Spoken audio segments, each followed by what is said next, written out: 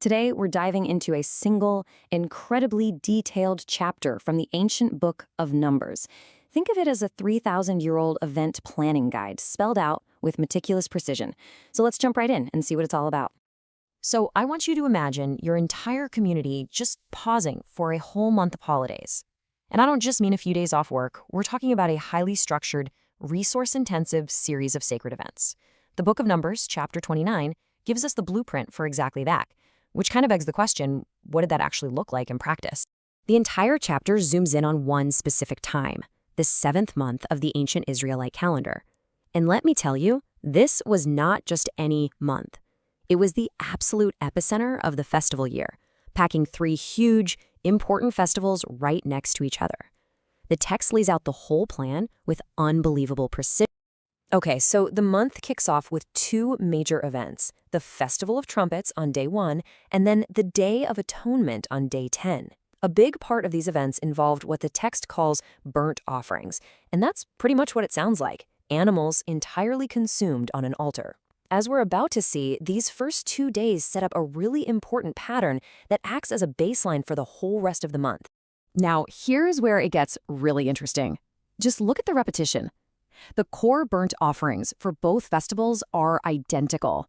1 young bull, 1 ram, 7 male lambs, and 1 male goat for what's called a sin offering. The text gives the exact same shopping list for both days. And you know, this isn't an accident. It's a deliberate, repeating formula, almost like a kind of ritual muscle memory. The text keeps mentioning this sin offering that's used to make atonement. So what does that actually mean here?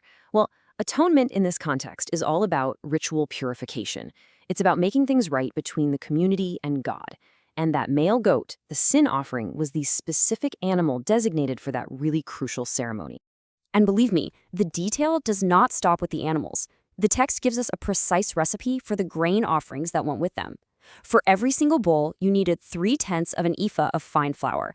By the way, an ephah is an ancient measurement, roughly 22 liters. For every ram, 2/10. And for every lamb, 1/10. It's this super strict ratio, a system that just shows you how much the society valued order and getting things exactly right. But that baseline we talked about, that was just the warm-up. After the very solemn Day of Atonement, the whole mood shifts. On the 15th day of the month, the biggest festival of all kicks off, the Festival of Tabernacles. This is an 8-day party that takes the scale of everything to a whole new level. For the first 7 days of this huge festival, some things stay consistent. Every single day, you've got 2 rams and 14 lambs. No changes there. But the number of bulls, well, that's where a really unique and fascinating pattern starts to emerge. The text literally sets up a daily countdown.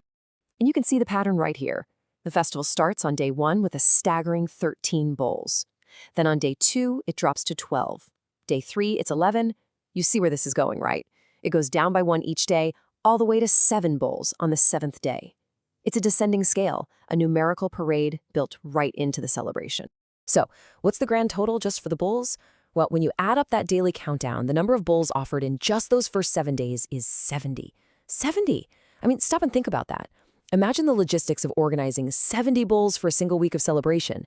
It tells you something really profound about the agricultural wealth and the organizational power of this society. So after that 7-day countdown, the festival wraps up with a special closing assembly on the 8th day. And hey, take a look at the required offerings. 1 bull, 1 ram, 7 lambs, and 1 goat. Sound familiar? It should. It is the exact same formula from the Festival of Trumpets and the Day of Atonement. It brings the entire cycle of festivals full circle with that familiar foundational ritual. Okay, so we've seen all these intricate patterns and all these daily requirements. What does it all add up to? Let's zoom out and calculate the grand total of animals required for this one single sacred month, according to the blueprint in Numbers 29.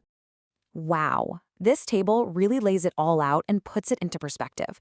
When you combine the offerings from all 3 festivals, the numbers are just astonishing.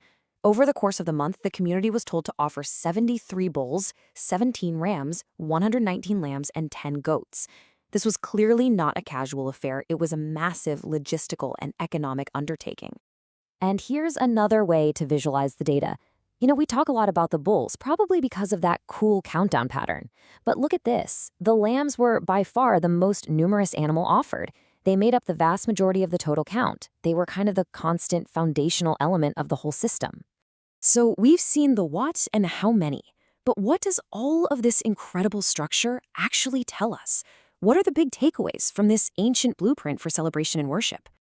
Well, a few things really stand out. First, that meticulous structure, right?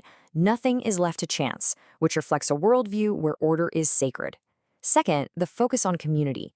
The text repeatedly calls for sacred assemblies. This was not something you did alone. Third, these rituals were layered. The text specifically says they were in addition to the regular daily and monthly offerings. And finally, you see this clear emotional journey, moving from the solemn reflection of atonement to the huge, overflowing joy of the harvest festival. And this might be the most stunning detail of all. The chapter ends with this line, making it crystal clear that this enormous prescribed list of offerings was just the minimum requirement. This was the baseline. On top of this, people would bring their own personal vows and free will offerings. The scale of devotion was even bigger than these already huge numbers suggest. It's an incredibly detailed and demanding system. And it leaves us with a final thought, right? A blueprint like this, with its intense focus on structure, community, and material sacrifice, it feels very ancient. But it makes you wonder, how do these core ideas of structure and sacrifice still echo, maybe in different forms, in our own modern traditions and celebrations today?